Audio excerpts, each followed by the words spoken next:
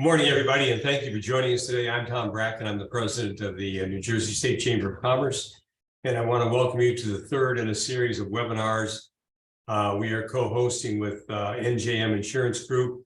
We've been doing this for a couple of years, looking at the key issues of the small business community, which are many, and we hope that the sessions provide you some guidance as to how to handle some of the key issues that you all are experiencing today.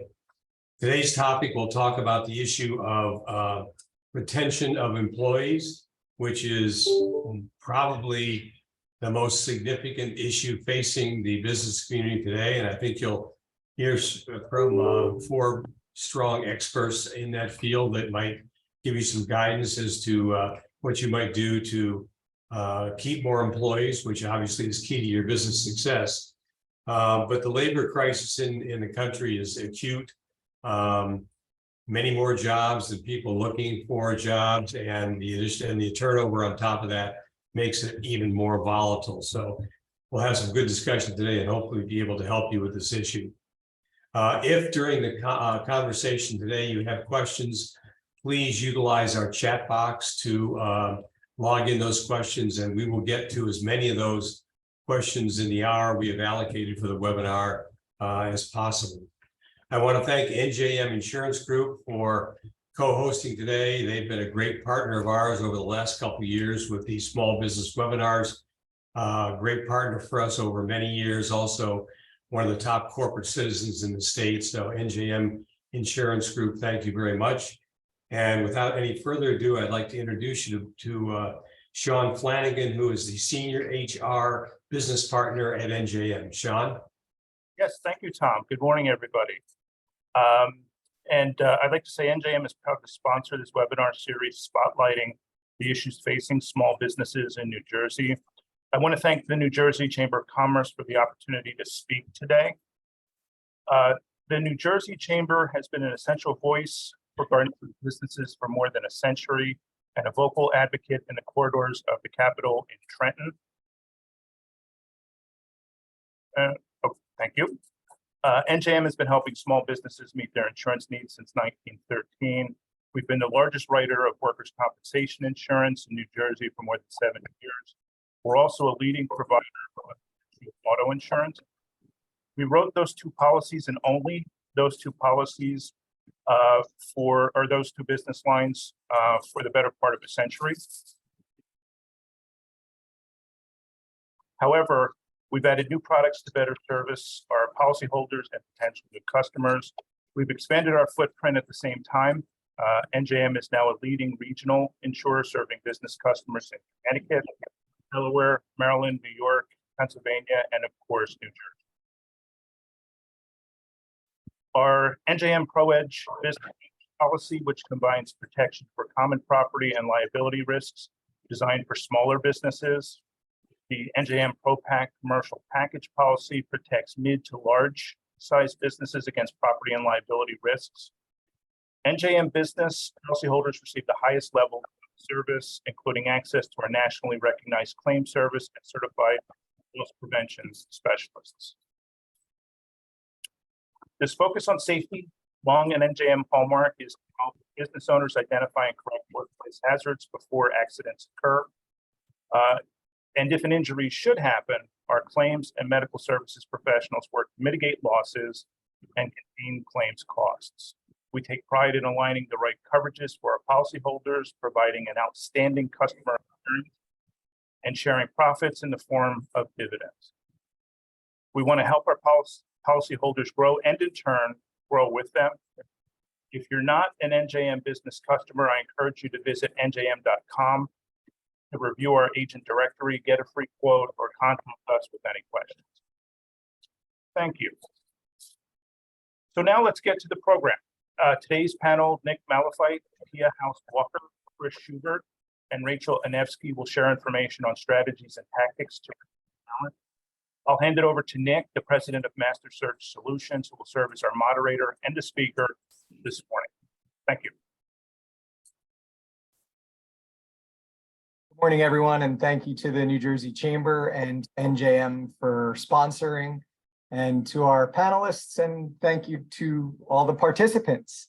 So today we're here, as Sean had mentioned and Tom had mentioned, to discuss a very important topic, which is retaining talent today.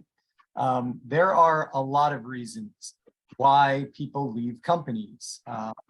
If you were to Google reasons why people leave, probably the top 3 things that you would find would still be salary or compensation, regardless of, compensation isn't everything. It surely is a lot. Benefits, people are always looking for more benefits. And then you find corporate culture or a toxic culture as being another big reason as to why people leave. So whether people are looking for more money or better benefits or future advancement or a better boss or better work-life balance, all of these things come into play. And it's important for businesses to learn what they can do to kind of quell that a little bit. And so today our panel of experts will shed some insights into those different areas of how we can keep people to stay, especially keep people within an organization. So we'll briefly introduce the panel, or we'll let the panel introduce themselves, and we'll dive into our discussion. So I wanted to start off with Pia. And Pia, if you could just introduce yourself and then any opening statements or share anything that I may have missed in regards to why are employers facing these challenges today?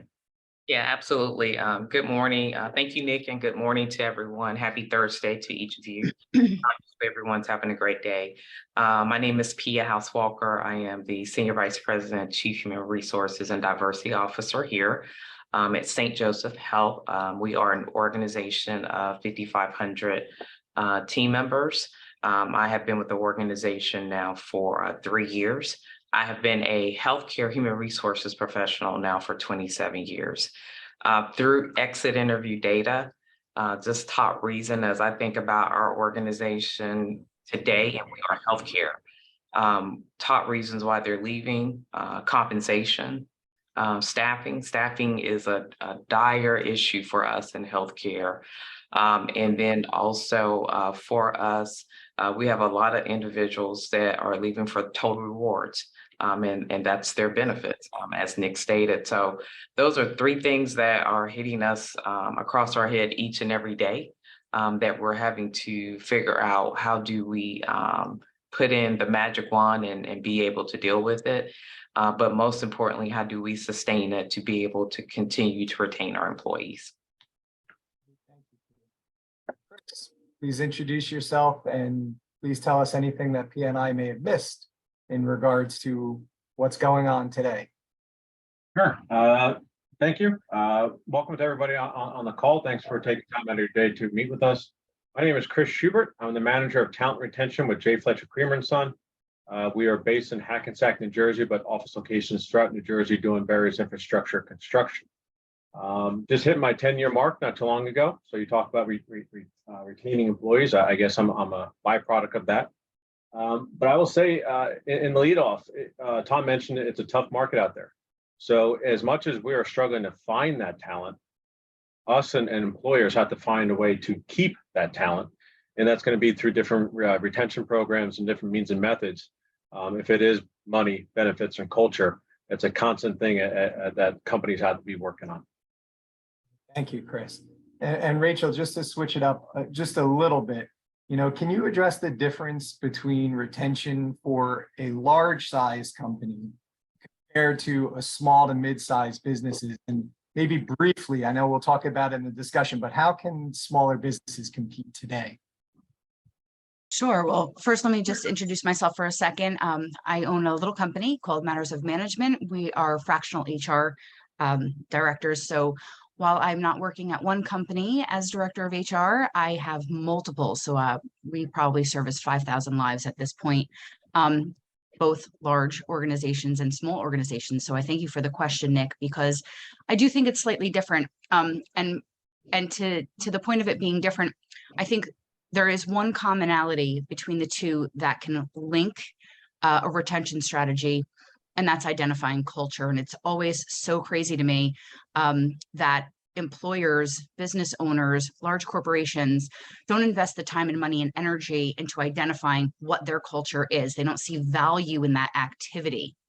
So that to me would be our largest commonality, because I find that oftentimes a large organization may have more salary compensation ability than our small businesses. And so in terms of retention strategy, we're throwing money at people in larger organizations because we have it. And then in smaller organizations, we're trying to find more creative solutions to retention strategies. So Rachel, that brings up a really good point, and it's a great segue into kind of really our first question to kick off everything, really. And that's where does retention start? So Rachel, what would you say, like, where does retention start? So many times it's an afterthought, right? A lot of people are thinking it's too late. Somebody's given notice and, retention doesn't start there. Where does it really start? Right. So to just parlay what I just had said, right? So it's culture. So once you've identified who you are, what that feel is of your organization, you can start aligning all of your recruitment strategies to find that person that fits into your culture. If you haven't spent the time invested in that activity, then you are often going to find people that don't fit. You're not going to be recruiting for people that meet the same cultural goals that your organization has, feels, does, portrays, lives. So for me, that's number one. That's where we start. Chris, anything to add to that? I would add that retention and probably just starts at the very beginning. As you start getting into the phone call with a candidate, how is that screen going? And then what is the interview process like? And what is the onboarding process like? If that candidate has a buy-in on that culture in an interview, it's got to be something that's within the organization. So that they're getting an immediate first impression. So as I mentioned earlier, it's a tough market out there to find talent. So you do your best efforts as of day one, before they're even an employee, to sell your culture, which will hopefully lead to further retention. All right, great. Pia, anything to add to that? Agree with both Rachel and Chris. It begins with the candidate experience. And so with that candidate experience, I love how Rachel stated, it's identifying who you are and selling to the candidate your experience, because if you cannot identify who you are, it's going to fall apart at the very beginning. And so that's something that for us, we had to revamp our recruitment process. That was something that was so important for the candidates to understand who we are, scripting appropriately at the very beginning for those individuals to understand the mission, the vision, their values, and the culture. Because what happens so many times is that when you don't hire the right fit, then what is going to occur, that's when you're going to have the turnover. Because if they are not the right fit, they're not going to work. And here for us, I continue to tell people all the time, we are a kind, loving, warm, engaged organization. So we have to have individuals that model that time they walk through the door, because for us, we're in the business of patient care. We have to have those right individuals that are clinically sound to be able to give that excellent patient care to our employees. So it starts at the beginning. You have to sell it. They have to know it. They have to accept it. And if that's who they want to be in the doors of your organization, that's how you need to ensure that that's what you're hiring for. Right to some of the points that we mentioned before as to the barriers of retention, and let's get the what do they say, the gorilla that's on the back, get that one out of the way. And we all know that money talks, right? I mean, regardless of what people say, people are leaving for more money. Often more than not, of course, some of the other issues. So how can businesses, especially small to mid-sized businesses, how can they make sure that their compensation aligns with or stacks up to their competition? And along those lines, if anybody could address how often should employers check to see that their employees are being compensated fairly? Pia, do you want to start with that one? Yeah, so first of all is that, we hear that constantly. It's the almighty dollar that everyone is wanting to see to be able to begin with the organization. For us being in healthcare, we have our competitors that we're up against, right? And it becomes a revolving door, because what occurs is that once one competitor hikes up their rate, the next person or the next organization is doing the same thing, and it becomes a game. For us, it's like a revolving door. Every 90 days, we're having to check some of our key roles, which are clinical, because what's most important for us is to make sure that we can give excellent patient care. So we have to have the talent here to be able to do that. I would recommend, and it all depends on each organization, on their ability to be able to sustain the pay, because right now it's sustainability, right? We keep throwing all this money out, but eventually it's going to break the bank with organizations. And so for us, there are certain roles, for example, with nursing, we do that every 6 months, we have to. And then some of our other clinical roles, we have them on a 3-month rolling period.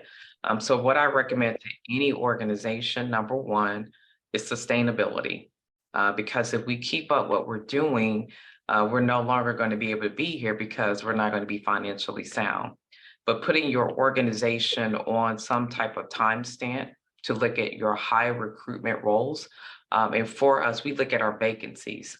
And so wherever we see where we are having high recruitment numbers, we're making sure that we're staying on top of that to make sure that we are looking at the ability to be able to stay competitive with our other larger organizations. And then lastly, what has occurred is that our employees know, they know what every healthcare organization in this area is paying. However, we have to sit down and have that conversation with them with transparency. And that's why we have constant meetings with them to let them know is that we are doing our best and our ability to be able to pay them correctly. However, it's getting them to understand the financials of the organization, right? And sometimes, I mean, it may go over their head, but we're being transparent and we're putting it out there, because one key thing, and I say this all the time, we will not be able to sustain financially if we keep going at the rate that we're going right now. And so we have to educate them on our financials of the organization. That can be in our town halls, employee advisory, to get them to understand pay. Thank you, Pia. Rachel, I saw you smiling a little bit while Pia was speaking. Do you have anything to add to that in regards to how can companies make sure they're paying their people fairly? Yeah, so I mean, this is a service line that Matters of Management provides. It's expensive to do salary compensation. You know, the comparable data is not easy to obtain it, and right now, if you don't have someone in-house to hire someone externally is just not worth it. It's just not worth it. It's too expensive, it's too intense, and it's changing too frequently. And there are some industries that are really seeing this change rapidly: transportation, logistics, nursing. You know, we see where it's like everyone is just clamoring for people, and they are like the competitive value is how much your competitor is willing to pay. It's not even a true value. It's just what they'll take them for. That's the number. So my number is a moving target. It doesn't matter. I can look at every piece of data that's there. So in certain industries, you're looking weekly and you're looking at a variety of data points to get the true number here. You know, I think in general, in a not so volatile environment, when things are kind of paced regularly, which hasn't been in a long time, you want to take a look at least annually to right size your employee base. But they come to you and they know what their real worth is on the street. You know, this is the negotiation process. So I just think that it's important, if you have a sizable HR department, to have someone who's kind of always looking and always checking, reporting back, keeping those numbers. That's so important. But oftentimes you have, you know, a small pop-up shop, you know, one person doing everything, an HR director who does not have the ability to look at compensation strategy, total rewards, internal benefits, dealing with the people problems, like all of that stuff. So it's hard, and it can spiral out of your hands. And Rachel, when you talk about the fact that some of the companies that are on the call now, some of the business leaders and owners may not even have an HR department.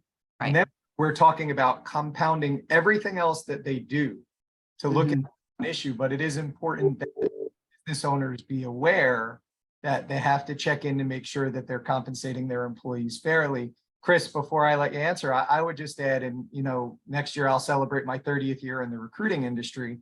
In all the time that I've been in the industry, one of the things that I kind of will educate business owners on, so not when there's an HR department involved, is to listen to the candidates that you're interviewing. So you're actually interviewing people, you're having possibly the compensation questions come up, and you keep hearing that, they're looking to earn, pick a number, $20,000 more than you're willing to pay.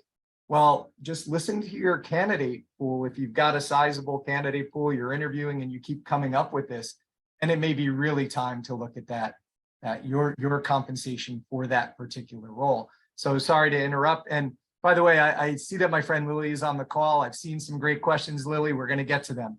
But Chris, let me just ask you, anything to add in regards to compensation? I think I'll just add that it's very complicated. Pia and Rachel and Nick yourself added that it is constant evolving. There's a lot of touch points. There is your internal candidates, your external candidates, your job markets, your analysis that you can possibly add to it.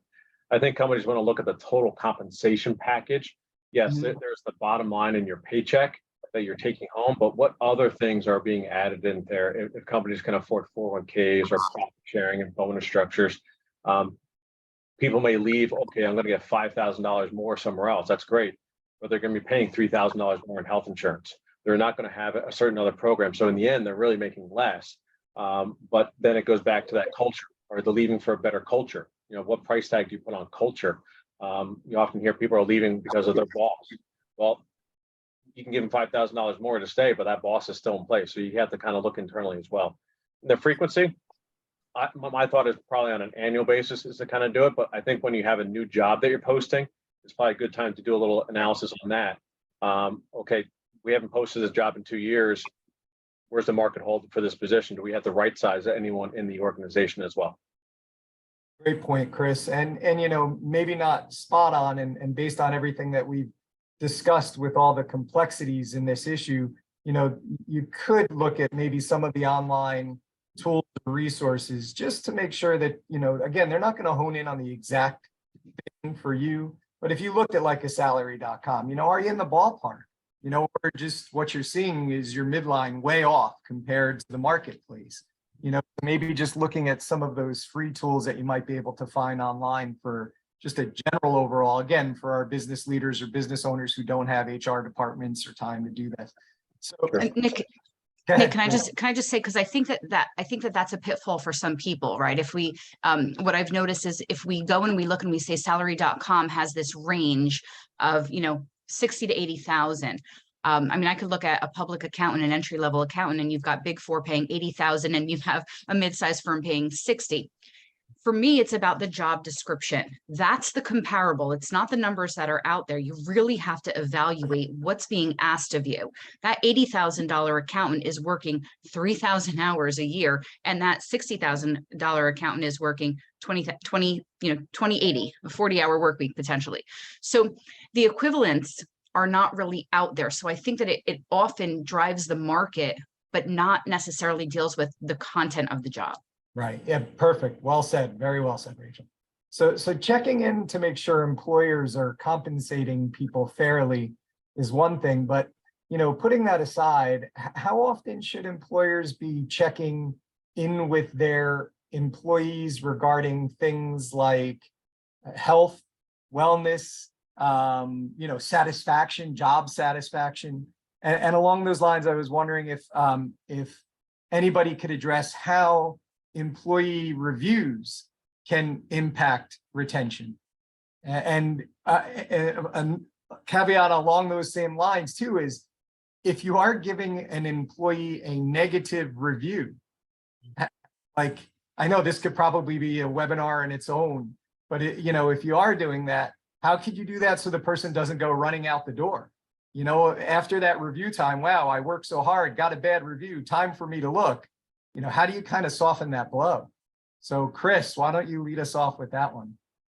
So I guess I'll start backwards with the negative review first. The negative review should not be a shock to that employee because you're not waiting 12 months to sit with that person and say, oh, remember 11 months ago you did such and such. So it kind of ties into those check-ins. You may just pop into someone's cubicle or office and have a quick 5-minute chat. You're checking on their mental status, their family, and you're getting to know that employee. And then you maybe have some systematic formal meetings with them. Is it monthly? Is it every 2 weeks? Is it quarterly? So when it comes to the performance review process, there should be no shocks on the employer and the employee side. You really should be able to have a good, solid conversation, and there should be no hiding of anything because it's already been discussed over the past 12 months. So I think the check-in is ideal. Get to know your employee.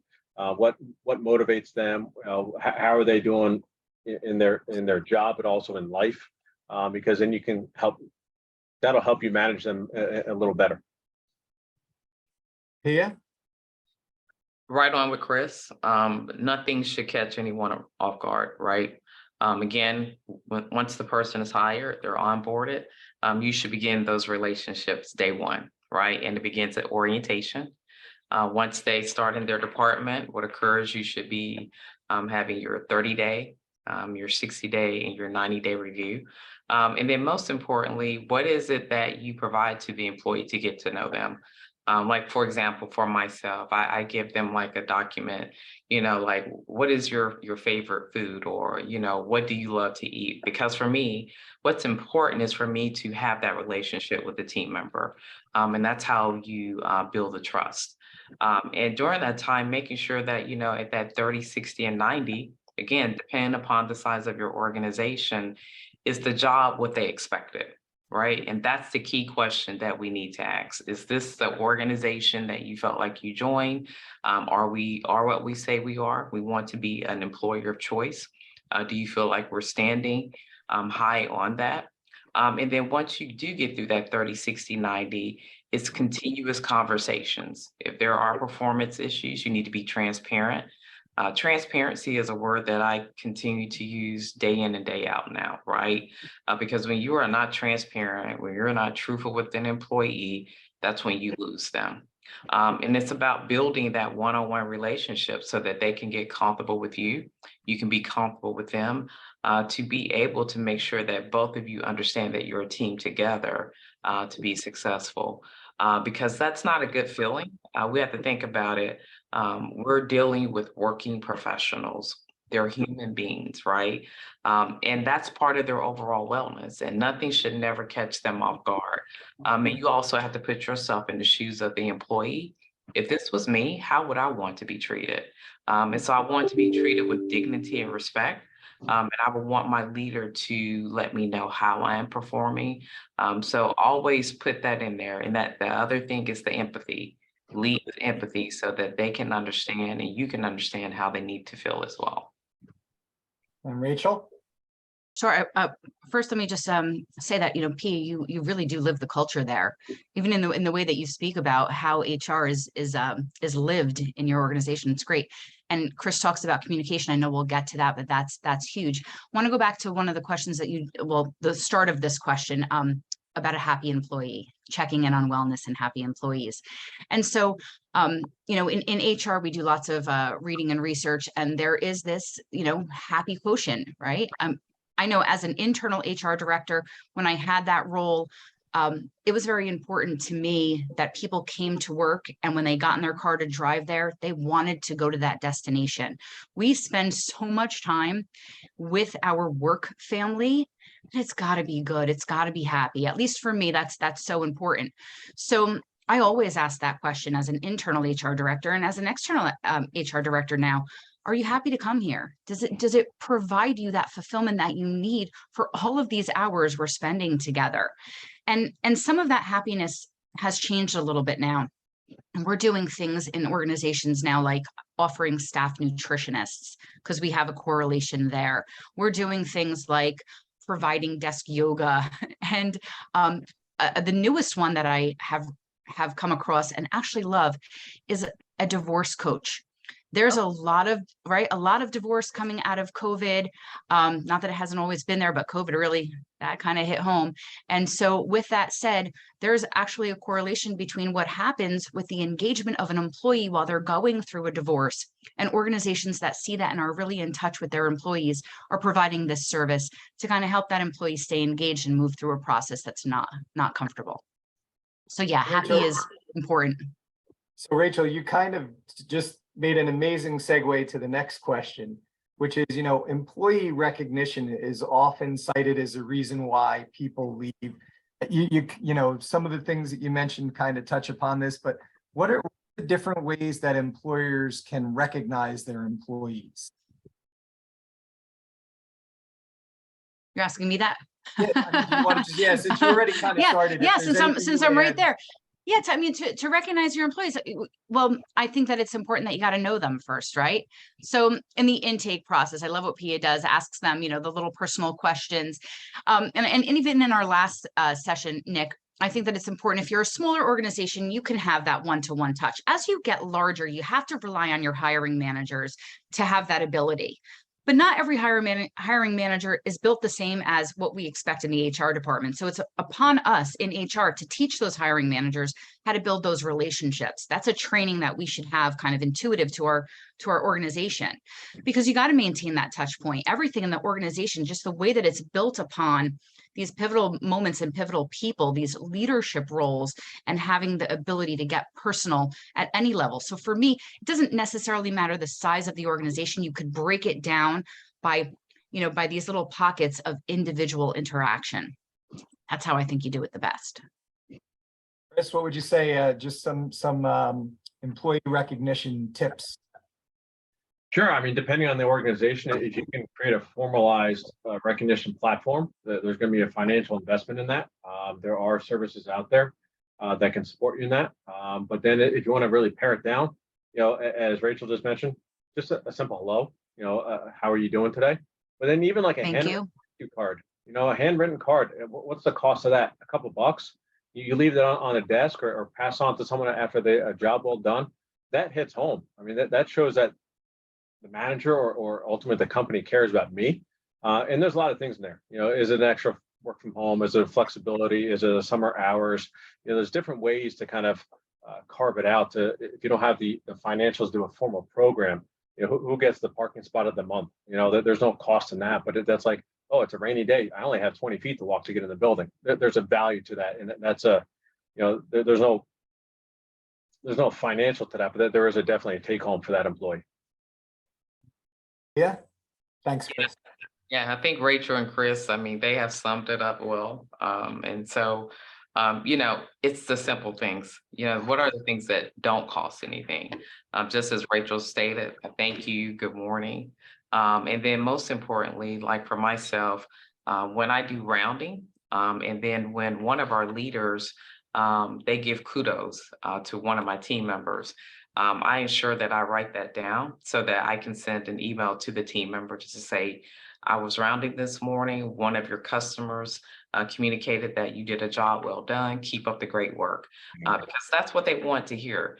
We think about retaining talent. They want to know that they're doing a job well done. Anything such as all-star awards. And for us, with us being 5,500, we have the ability each month with our team members to do an all-star award. They get parking for the month. We can give them a small financial check just to say job well done. And then they're on our website. And this is a big blast, all 5,500 team members, that they see that this person is also an all-star recipient. But most importantly, I think when it gets to the recognition, something that I do every other week, and I make sure that I write it down on my notes. I send happy birthday cards to my team members. I send to them, great job. I truly enjoy you being part of my team. And this is something that is required of each of our leaders to take the time just to write down these notes and send those cards, because when you open your mailbox, right, and you see that the leader has taken the time just to say, job well done, thank you. I'm so excited that you're part of our team. Thank you for making us your employer of choice.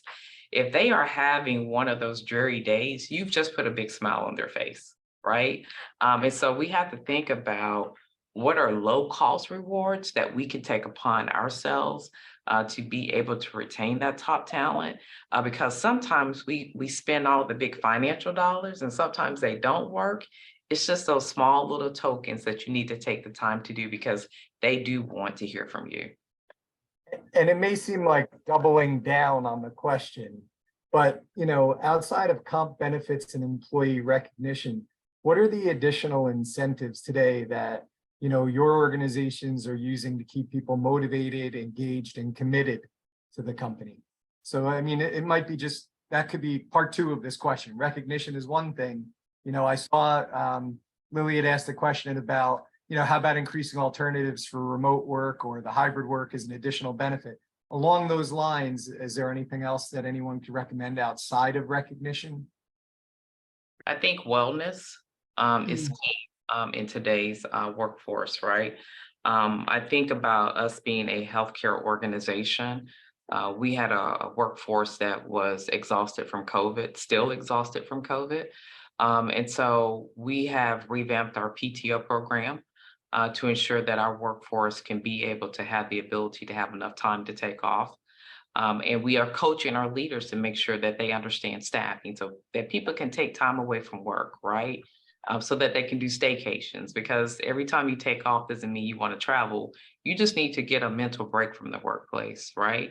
And then also bringing in wellness coaches to the workforce to put in good ways for people to focus on nutrition, exercising. What can they do in the office just for 5 minutes, just to take a break? Is it going to take a walk just to breathe for the day? And then also, most importantly, getting our leaders to lead effectively, right? Your leadership is so key to making sure that you're retaining that talent and that they understand their role to make sure that they're not creating hostile, toxic work environments, right? And so those things are so important because, again, we keep thinking that it's comp and that it's dollars, but when you focus on those things with your workforce, it can go so far and help with that turnover as well. Chris, anything to add to that? Yeah, Pia, you hit some great points there. I'll add in, we do a lot of leadership development here. So I think there's an investment in your employees in their particular roles or prepare them for the next opportunity that's a lateral or horizontal move for them as well. So the investment in their skill set, what are the courses, is it online, is it in person, that they can build their own self-esteem in their current role. You talk about your flex Fridays or summer hours, your work from home abilities. These are small programs, as Pia mentioned, that we talk about the almighty dollar, but these are additional take homes that the employee is going to feel good about. And I think getting feedback, if you do an annual survey of some sort, you're going to get that feedback. And then what you need to do with that feedback is actually act upon it. So those employees feel that they have a voice in building their work area, their department, their company, a better place to work. Rachel? Yeah, so I love tuition reimbursement programs. I think that they're great for retention. Something I had heard recently that I thought was really interesting was when organizations started calling people back to work, one of the biggest areas was the cost of childcare. And so bridging the gap for childcare to accommodate, putting your child back in a facility and requesting you to come back to work. So that I thought was really interesting. I love unlimited PTO programs. I think they do amazing things for companies. And I just want to mention a little bit more about something Pia said. In terms of no cost and health benefit, hiring those, like there are really great nutrition companies out there that are free to employees because of their health insurance. Right. So there's no cost involved. You're getting a healthier, engaged employee, living longer, wanting to work more, all of these things. And so I don't know if it's just because we have the lack of the bandwidth within the HR departments to kind of vet these programs, or that we think that they're going to cost us a lot of money. It's no cost, no work, and great return. Great points. So let me just segue to this. Company culture, you know, we always knew that people left toxic cultures, you know, as one of those top reasons, you know, just couldn't stand the environment. But company culture has become even more increasingly prominent as reasons that people are leaving. So, you know, how does company culture impact retention? And Pia, I was hoping that you could possibly address this from the DE&I lens. Yeah, absolutely. So it's all about belonging, right? It's all about feeling comfortable, being yourself and being your whole self in the workplace. I think about the organization that I work for. When we look at us, you know, again, from a DEI perspective, we are 85% female populated because, of course, the largest population is nursing. We focus on our leadership stats of internal promotion, and that's for women and people of color, to ensure that we are putting the right opportunities in place for those individuals to be able to focus on internal mobility. And so what are the leadership development programs that we have put in place? And we have done a segue in a lot of those in the last 3 years to be able to support the workforce as well. But most importantly, we have developed a DEI council where we're focusing on education. We're focusing on our policies and procedures, and we're also focusing on health equity as well. And the health equity is with the community and also with our workforce too as well, because we want to ensure that with our employees, with our total rewards and their benefits, that they have the right access to patient care, because they are our patients too as well, because we're a healthcare organization. But it's about belonging. And so when we talk about the term of belonging, how is it that with my leader, that he makes me feel comfortable in the workplace so that I can be Pia?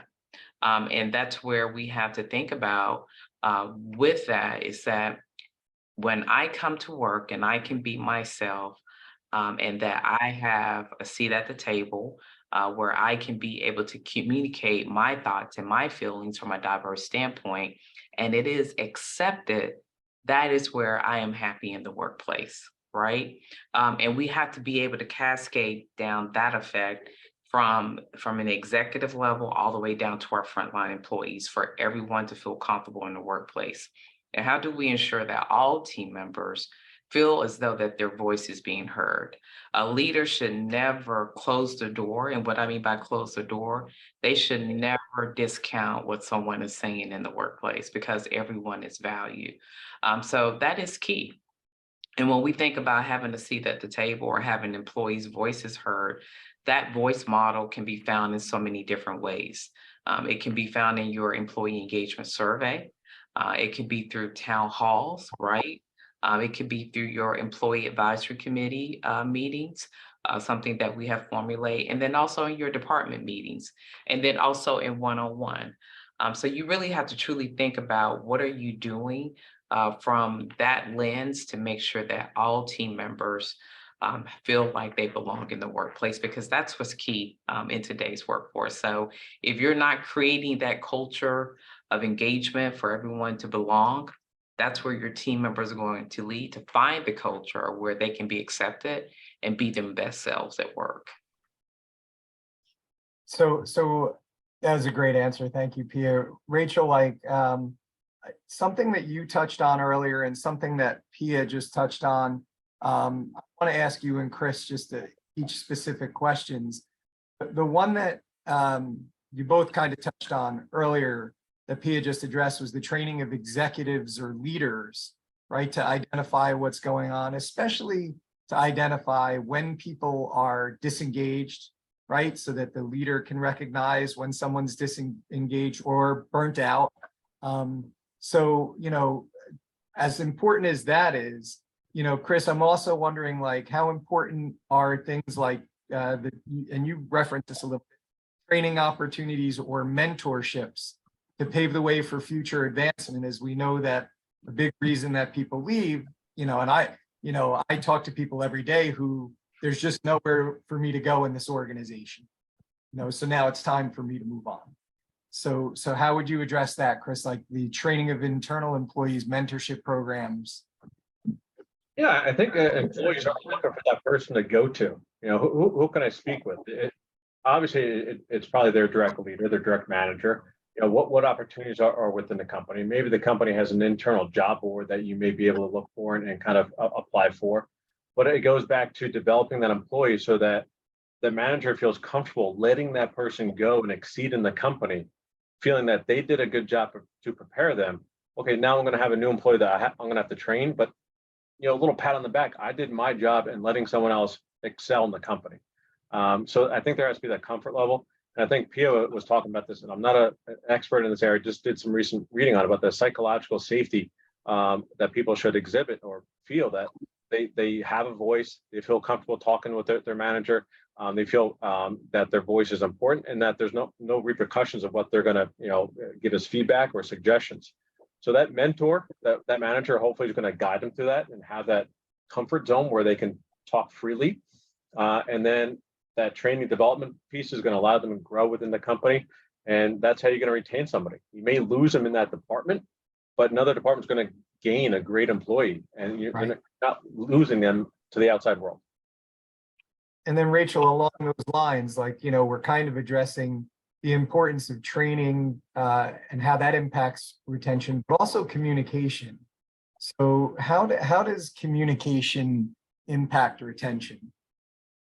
Okay, so follow me for a second. In terms of training, so in terms of training for like DE&I, if at any size organization, if you're not doing unconscious bias and non-harassment as a base, your DE&I program will be non-existent, right? So let's just, in terms of training, those are critical moments in the education of your workforce and your culture. So there's that piece. Something real simple, recognizing diverse holidays, giving a floating holiday for everyone on a policy level, simple, things like that. In terms of leadership development, there's far too many leaders who've petered, right? So these people should not be in a management position, but we've retained them so long that we've given them a title. Those people may not ever learn how to lead. They just won't. So no matter how much training and support we give them, they're not willing to come to the table. The onus is on us as the employers to kind of fix that problem. You can create leadership programs, and oftentimes what we find out is in family-owned businesses, it's real hard to make it to the top because the top's already done, right? So you find a great employee who wants, who has the leadership capabilities, who wants it.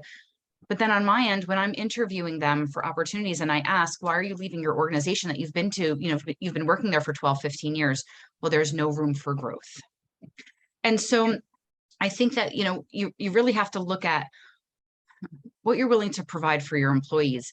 And again, back to that personal touch. If you have a management staff that you realize people are not working out for, there's lots of turnover under that manager, you got to look at the person, right? We've done a lot of talking about why people leave. People leave because of people, right?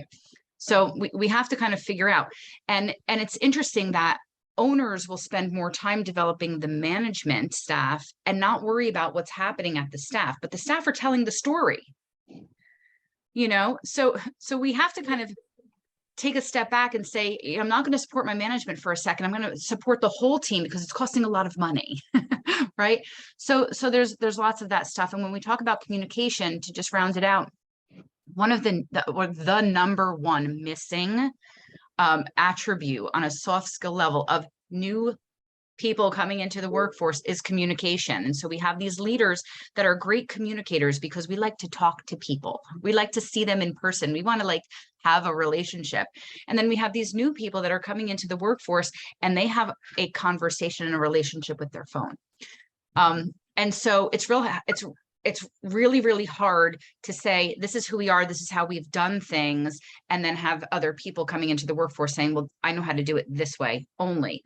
So coming up with a communication bridge training is really what's necessary and needed in our organizations, because in order for our organizations to continue to perpetuate leaders, we have to find that common ground of communication. And in order to do that, we're going to have to dictate to those young professionals coming into our workforces on any organization, the expectations, and then how to get and meet those expectations. So based on time, Sorry. fortunately, I didn't, we may not have time to get to the questions, but I would promise on my end that I would look at all the questions and respond as soon, and if anything was directed to anyone, we can, certainly let you know and respond as best as we can. But I did want to close in winding down today. What's the best way for an employer to handle a resignation for those on the call, right? That person comes up and, hey, have time to talk today. What's the best way for the employer to handle that? And how important are exit interviews? And each of you has 1 minute, go. During that conversation, when they bring you the resignation, especially if it's your high performing team member and they're leaving for salary, that's your time. If you have a total reward statement program, to sit down with that person, look at the tire and total rewards, identify truly is the new job, the right job for you to leave for that amount of money. And once you do that, because I just did that 3 weeks ago, that did work for me. And that really made them think about, wow, I'm leaving for $10,000. But when Pia sat down and went through my total rewards, I was really only leaving for $3,000, which was not right. Chris. Yeah, I think the exit interview provides a lot of value. Unfortunately, that person's leaving for what they feel is greener pastures, but that's going to help you get that feedback. What are the trends? What are the things that people are leaving for? And if you have taken the time over the year to get to know that employee, or over the years to get to know the employee, and what challenges and what motivates them, you should have been providing those opportunities for them not to think about leaving the organization. Rachel, real quick. I just want to mention that when somebody has a mindset of leaving your organization, past behavior sometimes, most times, dictates a future behavior. And I think that it's a real, if they're going to stay after you've had a conversation with them, the monitoring of that employee is imperative. Because they've already had conversations with other people in the organization that they're leaving, that there's more money out there, that there's opportunity. So it's a lot of investment of time when someone says I'm leaving. Absolutely. All right. I've been informed that we have to turn things back over to Mr. Bracken. So with that being said, we'll turn it back to Tom. Thank you, everybody. And again, I'll do my best to respond to any of the questions in the chat room as fast as I can. Well, first of all, Nick and Pia and Rachel and Chris, that was fascinating. That was absolutely a phenomenal conversation on one of the most complex topics we have right now. And quite frankly, one of the topics that needs to be addressed even more aggressively if we are going to improve our economy, because you can't grow a company and you can't grow revenue and you can't expand if you don't have the right number of employees and the right quality of employees. So very, very difficult situation. I think we are a little bit complicated in the state because we are so dominated in this state by politics and political entities that kind of complicates the issue of the private enterprise system versus the public enterprise system. It's a very different environment. So a great topic. I want to thank you all for contributing today, giving some good insight. And I hope that the people on the call got some information that will be useful to them. I think the topic raised about company culture is something that really needs a lot of work at a lot of companies, and something that is really under addressed right now, because culture and feeling good about where you work and having pride in where you work is very, very important. And we don't do collectively enough of that. So hopefully people will pick up on that. But I also want to thank NJM Insurance Group. Sean, thank you very much for the ongoing support that NJM has given us in these series of webinars. We have a bunch of others coming up over the balance of the year, and a bunch of other sessions on different topics that we have on our website, www.njchamber.com. I would encourage people to go there, look at our offerings, and you can find hopefully a lot of things that will help you and your business move forward in the right way and expand. And again, anything you have as questions for us or anything that you would like us to address, let us know. And we're more than happy to consider that. So thank you all very much for joining today. Thank you to the participants. Thank you to the panelists. Thank you to NJM.